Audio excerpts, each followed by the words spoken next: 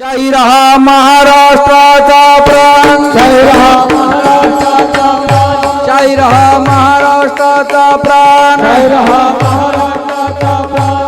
हा टाळी वाजवा।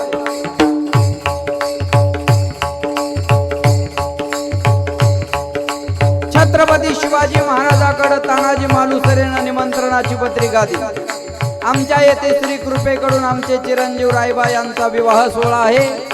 या शुभ प्रसंगी वधूवरास आशीर्वाद देण्यासाठी आपण उपस्थित राहावे।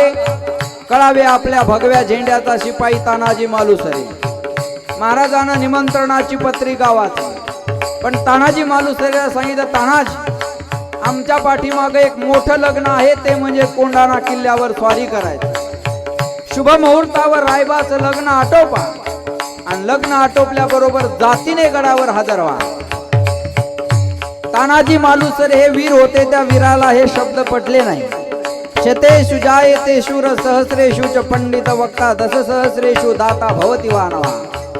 तानाजी मालुसरेने सांगितलं, राज आपल्या देशाचं आपल्या राष्ट्राचं एक थोर व्यक्तिमत्व लढायला जाणार आणि आम्ही लग्नात वरबाप म्हणून मिरवणार, हे आम्हाला शोभत नाही। एवढी कामगिरी माझ्या पदराभ्याला राज। छत्रपती शिवाजी महाराजांना सांगितलं, तानाजी आम्हाला अपयश चालणार नाही। तानाजी मालुसरेने सांगितलं, राज अपयश आलं तर हा तान्हा पुन्हा तुम्हाला आपलं तोंड सुद्धा दाखवणार नाही। माघ वद्य नवमीच्या दिवशी गड ताब्यात घेतो, इशारा म्हणून गवताची गंजी पेटवतो, गडावर जाळ दिसल्यावर गडावर या, तुमचं अभिनंदन करण्यासाठी हा तान्हा कल्याण दरवाजात उभा असेल। राज सेनापतीचं नेतृत्व तानाजी मालुसरेला दिलं।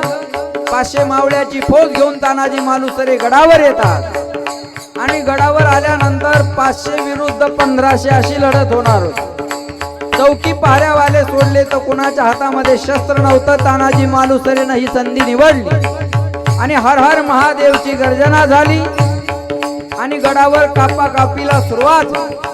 तानाजी मालुसरेच्या हातामधली ढाल तुटली। लढत असताना दुसरी ढाल येणार कुठून? कमरेचा शेला काढला आणि हाताला गुंडाळला।